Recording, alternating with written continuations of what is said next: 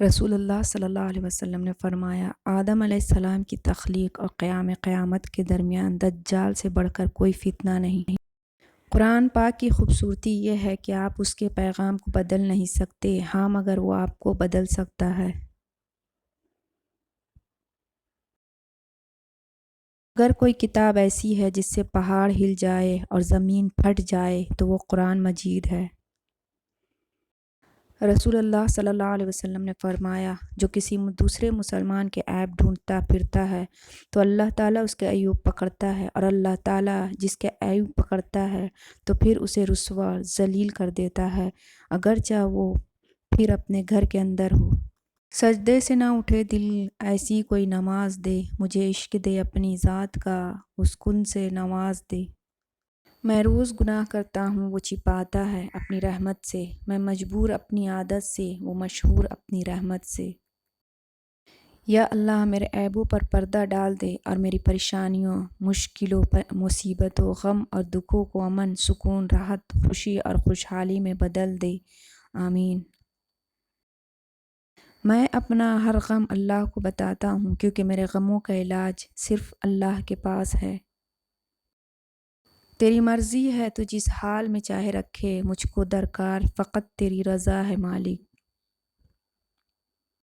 میں نے کہا میں بہت اکیلا ہوں، آواز آئی میں تمہاری شہرک سے بھی زیادہ قریب ہوں۔ دنیا کی محبت سے اللہ نہیں ملتا، لیکن اللہ کی محبت سے دنیا اور جنت دونوں مل جاتی ہے۔ وہ غلاف کعبہ کا حسن، وہ زمزم کا پانی، وہ مدینہ کی گلیاں، وہ کعبہ کی ٹھنڈی ہوائیں، اللہ ہم سب کو نصیب کرے، آمین۔ وقت تہجد ہو، کعبہ ہو، برسات ہو، کاش میری زندگی میں بھی ایک ایسی رات ہو۔ تو آنسو اللہ کے آغوش میں بہائے جاتے ہیں، ان آنسوؤں کا بھرم وہ کبھی نہیں توڑتا۔ یہ کفر و ایمان کے درمیان ڈاواں ڈول ہیں، نہ پورے طور پر ان مسلمانوں کی طرف ہیں نہ ان کافروں کی طرف، اور جسے اللہ گمراہی میں ڈال دے تمہیں اس کے لیے ہدایت پر آنے کا کوئی رستہ ہرگز نہیں مل سکتا۔ کہتے ہیں کہ طیبہ کو اب جانا منع ہے، خطرہ ہے وبا کا جو سب نے سنا ہے، پر خاک تو اس کی ہے شفا ہر مرض و الم کی، مریضوں کا معالج اس میں ہی بسا ہے۔ جسے چاہا اپنا بنا لیا، جسے چاہا در پر بلا لیا، یہ بڑے کرم کے ہیں فیصلے، یہ بڑے نصیب کی بات ہے۔ یا رب نظروں کو کچھ ایسی بنائی دے، جدھر دیکھوں مجھے مدینہ دکھائی دے، کاش ایسی روانی ہو آج ہواؤں میں، نبی پر درود بھیجوں اور جواب سنائی دے۔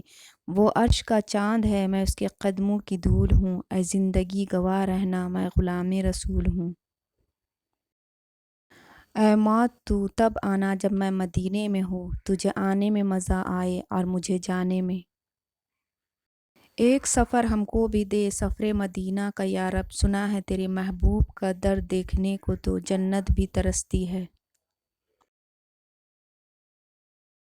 حضرت جبرائیل علیہ السلام فرماتے ہیں، میں نے مشرق سے مغرب تک ساری زمین الٹ پلٹ کر دیکھی مگر کوئی شخص محمد صلی اللہ علیہ وسلم سے افضل نہ پایا۔ اظہار عشق سے خدا بھی نہ رہ سکا، تعریف حسن محمد صلی اللہ علیہ وسلم میں سارا قرآن لکھ دیا۔ وہ ساتویں آسمان پر رہنے والا رب ہم زمین پر بسنے والوں کا درد ہمارے ساتھ جینے والے انسانوں سے بہتر جانتا ہے۔ سجا لو اپنے دامن میں درود پاک کی جگنو، اندھیری قبر میں ہم کو اجالے کی ضرورت ہے۔ سمندر بہت بڑا ہے لیکن ہم اتنا ہی پانی لے سکتے ہیں جتنا ہمارے ہاتھ میں آتا ہے، اسی طرح اللہ کی رحمتیں بہت لامحدود ہے لیکن ہم اتنا ہی پاتے ہیں جتنا ہمارا ایمان ہے۔ کیا آپ جانتے ہیں قرآن پاک میں سب سے زیادہ بار نام حضرت موسیٰ علیہ السلام کا آیا ہے؟ باپ دنیا کی وہ بہترین ہستی ہے جس کے دسترخوان پر موجودگی اور کمرے کے باہر اتارے ہوئے جوتے بھی تحفظ کا احساس دلاتے ہیں۔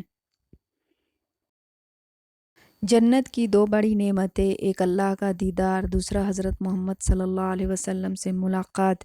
یا اللہ ہمیں دونوں نعمتیں نصیب فرمانا، آمین ثم آمین۔ رسول اللہ صلی اللہ علیہ وسلم نے ارشاد فرمایا، بلند آواز سے قرآن پڑھنے والا ایسا ہے جیسا کھلے عام صدقہ دینے والا، اور آہستگی و خاموشی سے قرآن پاک پڑھنے والا ایسا ہے جیسے چھپا کر صدقہ دینے والا۔ رسول اللہ صلی اللہ علیہ وسلم نے فرمایا، کسی مومن آدمی کو جب بھی کوئی تکلیف یا ایذا یا کوئی بیماری یا رنج، یہاں تک کہ اگر اسے کوئی فکر ہی ہو، تو اس سے اس کے گناہوں کا کفارہ کر دیا جاتا ہے۔ جس کے ہاتھ میں قرآن ہو، زبان پر اللہ کا کلام ہو، نہ وہ دل بے سکون ہو سکتا ہے، نہ وہ ہاتھ خالی ہو سکتا ہے۔ ہماری ہڈیوں سے گوشت تو اتر سکتا ہے، لیکن ہمارے دل سے محمد صلی اللہ علیہ وسلم کی محبت ختم نہیں ہو سکتی۔